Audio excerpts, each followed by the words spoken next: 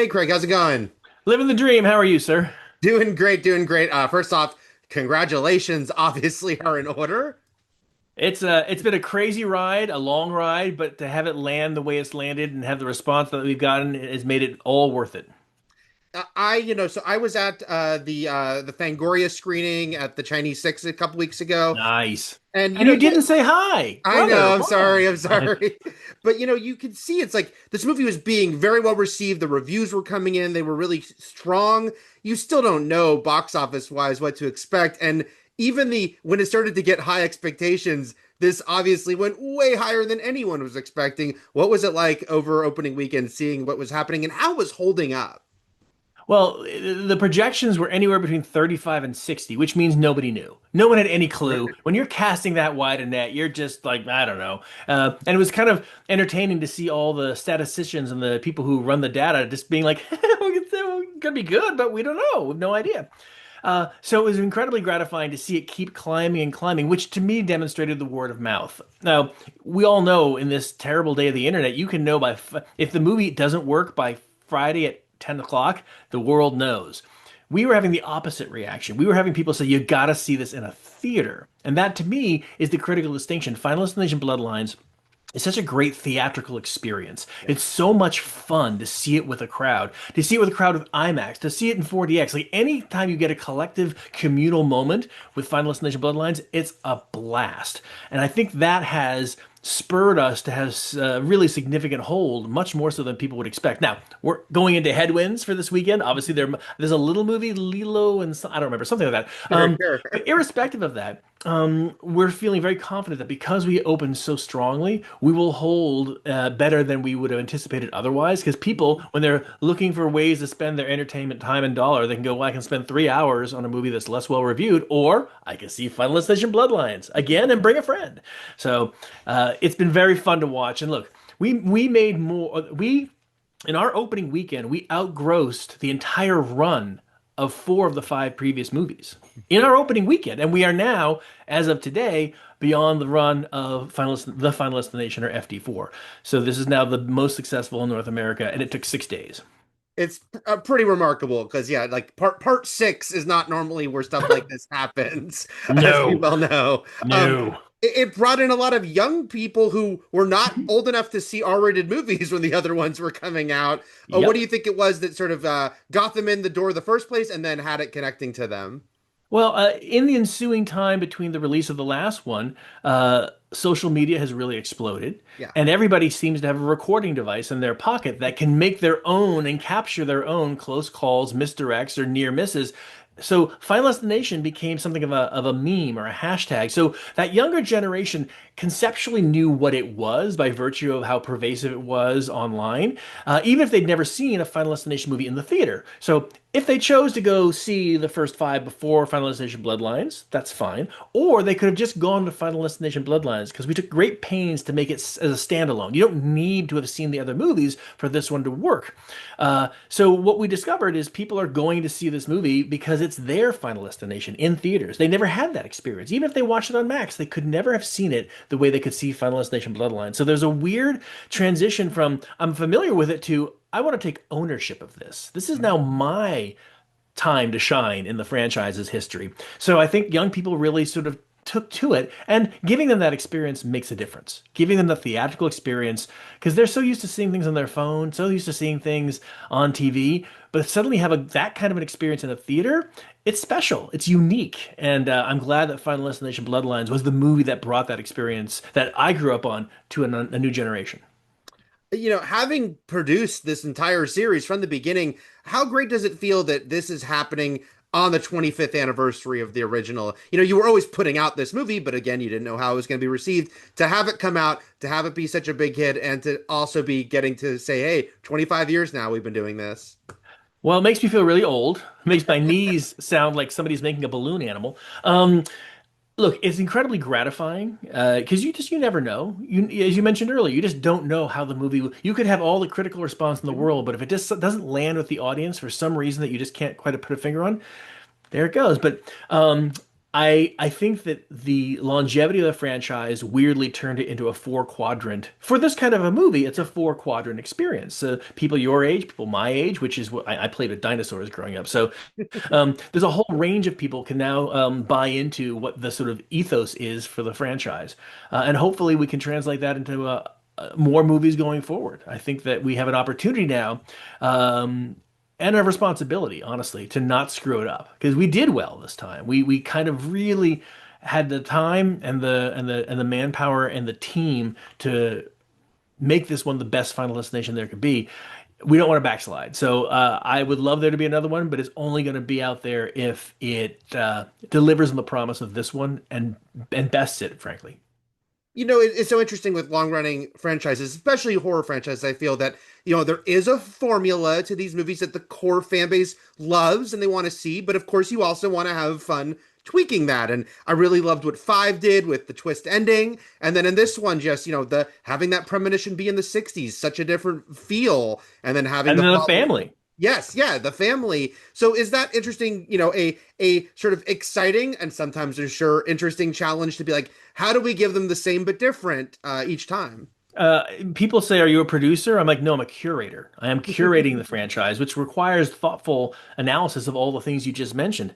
And that's one thing that we are considering now is how do we when Jon Watts came to us as a huge fan of the franchise and said, I have this idea for it, which is both to open in the 60s and have us flash forward to present day, which opened the aperture of the timeline. Suddenly, like we have a wider range of stories that we can tell, and then secondly, having it be about a family immediately creates emotional empathy. You go right into it and you understand what the dynamics of the family are because, like when you think of your cousins, well, you know what their relationship is, so you can project that onto the cousin relationship in the movie. So it changed the emotional quotient and it just gave it a sort of a through line of empathy that we hadn't had in the other movies. Now, the byproduct of that is you have to be very careful about killing off characters you like because you don't want the movie to become a bummer. It could very Right. easily become a very depressing movie. And I think that Zach and Adam did a terrific job balancing all these very unique and strange tones that have to somehow work together and complement each other in a Final Destination movie so that the balance feels fun, but it's also scary. You care, but you don't care too much so that you get bummed out. And then there's excitement, and you can then pivot back to the procedural stuff, even though your cousin just died. Like there's so many things that had to be considered with every scene going forward. The degree of difficulty in these movies, both creatively and technically, it's off the charts, and it's a reason why when they land well, like Final Destination Bloodlines, it's because of the team that really put their heart and soul to making it work on every hit on every piston. I have to tell you, though, as an aside, the ending of five was originally going to be the ending of three. Oh. We wrote the scene. They were all going to be on the train that Yeah. crashed at the end, but we had issues with actor availability. They loved the idea of it, but we couldn't figure out the schedule. And we were doing reshoots for that ending, and we had a release date. And if it didn't work, so we tabled it, and the right time came around in five to make it work. It did in a great way. Zach and Adam, they Never obviously heard of them. never heard of them. They obviously brought so much of their love for the series to it. There's that great story about the Zoom call that I'm not going to be able to replicate with their Final Destination trickery. But then Jon Watts, pretty busy with Spider-Man and Star Wars in the past few years. What You did it? know, How? Yeah, just and some. Wolves. Small movies with small casts. So what how gratifying is it when you get these people that obviously just have this passion for the series and want to contribute to it? Well, it's very gratifying to know that we have all the hard work we've done for the last 25 years has made an impact on filmmakers, not just fans, but on filmmakers too, that they see the challenge and the degree of difficulty of getting these things done and have inspired them to both on Zach and Adam's part to partake and direct a movie. Because in this day and age, just as, oh, I'm gonna go direct a movie, that's a big responsibility. Like that's years of your life, and they were chomping at the bit to get at it because they understood both how the franchise worked under the hood and how much of an opportunity this was for them to demonstrate their skills, which they did most ably. And for John, he's just tickled pink. To be able to sort of be engaged with one of his favorite franchises for his entire life, to come on board and have an idea of his brought to fruition by people who saw his passion and mirrored it back to him. It's it's been a very strange experience because there's always one asshole in the room, right? We don't have one in this movie. All Yeah. the cast loved each other from the get-go. They still have a very dynamic and active text thread a year after we wrapped. They're talking to each other every day. Um, the crew was great. It was just a really special experience, and I think that translated and was sort of solidified by having Tony Todd show up and deliver his last performance in a way that we could all be proud of, and to give him the platform and opportunity to say what was really on his mind given his circumstance. I wanted to mention that scene because it's such a wonderful scene, and it's a real delicate, sort of balancing act, I feel, because you want to honor first and foremost this great actor, this man that unfortunately we, didn't have much time left when he made the film, but then there's the character he's playing. But then he does have to also deliver a lot of exposition, and there's so many things happening. So, was there a lot of iterations of that? How did you kind of figure out how do we get a lot into this one scene and then see it all come to fruition? We worked with Tony on sort of crafting the scene. Obviously, when he came to set, he was, obviously quite ill, and we wanted to make the experience of him doing all the exposition and getting through the scene not just easy, but so that he could have an opportunity to really shine. So we sort of discussed how to block it, how to make it work. And it was so wonderful to see not just the young actors who were in the scene, but the young actors who weren't working came to set just to spend the day on set to watch him work. So there was a real collegial, communal sort of support system with everybody in the crew trying to make this work. And he was having the time of his life because he was doing what he loved. It's a franchise that he loved. It's a character that has more sort of information about his backstory than any of the other movies. Like, you learn about his character. He's the trunk of the movie in ways that I think most people didn't expect. And when Zach and Adam realized that this was an even bigger opportunity for him to have a free reign for the last moments of that scene to say to the fans and say to the people who have supported him and loved him for his whole career, whatever wisdom he had at this moment about life and his experience, that authenticity is why that particular take is in the movie, because it was truly Tony talking to you through the screen, saying thank you and saying, here are a couple things to think about as we all continue forward, even if I'm not going to continue forward with you. Good luck. Mhm. Yeah, it's a wonderful scene. And both times I've seen the movie, it's obviously had such a profound effect on the audience. Uh, on my Final Destination fan geek side, Do I, it, do it, I do it. look, when the name Kimberly Corman gets said 22 years later, since we last saw her, and I did remember now that I had read about the different version of Three's ending that would have made it so that she didn't succeed. Hmm. But yeah, was that sort of just a fun thing to sort of finally have like that character evoked? Is there possibilities for the future with that character? Since suddenly it's like, oh, we've put a pin in it worked for her. Well, one of the things that we've realized is we need to have some sense of hope. As much as it's fun to have everybody die because you truly can't cheat death, there has to be some mechanism by which there's an opportunity for hope so that it doesn't feel so nihilistic Yeah. or overtly nihilistic, and thereby not as much fun. So I think to answer that question that fans may or may not have had by sort of divorcing our choose your own adventure sort of stuff in the DVD release as not canon. We talked about seeing if there was a version of bringing Kimberly back for this movie, but we knew we wanted to deal with Bloodworth because we knew Tony Todd was having health challenges, and we wanted to make sure that his storyline was considered and wrapped up. So to have like a double hitter just seemed like it would be a hat in a hat.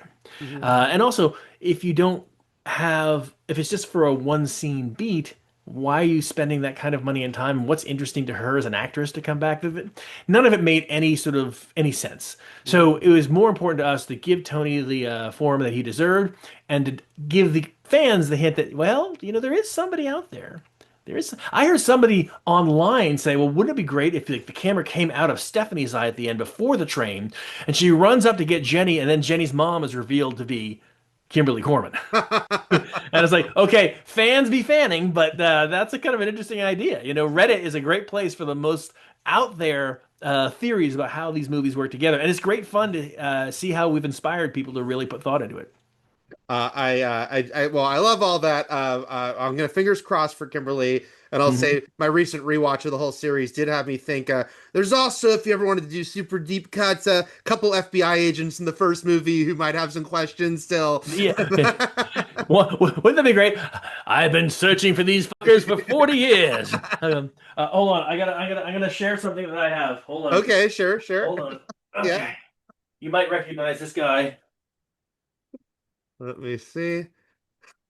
Nice. Yes, I do. This is one of three remaining from set. That's amazing. That's awesome. Just for you. Hello, Daddy. That's- Take the screen grab. Take the screen grab. he looks just as great as in the film. He Uh, looks like a sibling. So is there any other things from watching all the movies that you noticed so having just watched the movies, yeah, did you see a lot of the Easter eggs that we wanted it to be a standalone movie, but we yeah, wanted for people who are fans that had just watched yeah. the movies to see all kinds of stuff in there. Did you notice them? I noticed some for obviously like it was funny. At first I didn't see a 180 and I was like, that can't be. And then someone said that there's a license plate where it's The written. license plate on the red Yes. Impala says Flight 18E. Yes, yeah. Because I was like, you That's gotta give there. the 180 there. Obviously, Uh-huh. there's Terry's the bus callback with Eric when he's not hit. Uh Stephanie's car license plate is the same as Kerr Smith's in the first movie. nice, nice. Um, when Eric dies in the MRI, he has the torso tattoo. When all the pieces of the wheelchair come through, it is a match for the poster for FT5. Oh my gosh. The one that got banned in the UK? Yes. So, and that's just the tip of the iceberg. There's endless amounts of things all the way through to reference the movies. So much so that the prop department, who had a ball putting them in. And when we wrapped, they said, there are seven we haven't told you. Good luck finding them. I'm like, oh shit, I gotta watch the movie now myself and see if I can find the things they didn't tell me. You've mentioned like that this series now has been around, a long time, and because of like sort of meme culture, like people who haven't even seen the movies, it's sort of in They their kind of mind. understand what it's about, right? Yeah, yeah. And there's certain obviously I think the car pileup from two is really in people's minds quite a bit. Iconic. Yes. Do you know when you're putting it, when you're seeing these scenes come together, like they showed us at CinemaCon the MRI sequence, and Mhm. no pun intended, it killed. It was like such a huge moment in that room. Maybe some people weren't ready to see a Final Destination sequence in that If room. you don't know what's coming, you will never get a Prince Albert ever. Yes. Or when the movies are, or when you're putting them together, you go, oh, this is the scene. This is the scene that people are going to Um, pop with. You hope, but you Hmm. never quite know. And what's interesting is there are some scenes that I'm not going to say which ones, that we were concerned that didn't quite live up, but they've actually turned the corner and they're really getting well responded to. However, from the get-go, we knew that the tattoo parlor was going to be the teaser. Before we started shooting, that was designed to be the teaser because we knew it was not a spoiler. Ah, And it nice. was also a great way for people to understand at a core level how FD works with that sort of a closed system environment and that siloed character.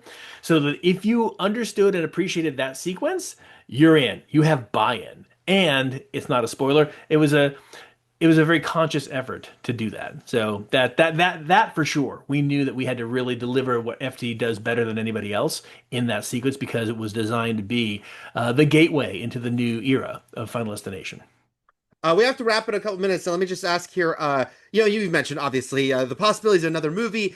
I feel like you get that box office. It's not going to be 14-year break this time.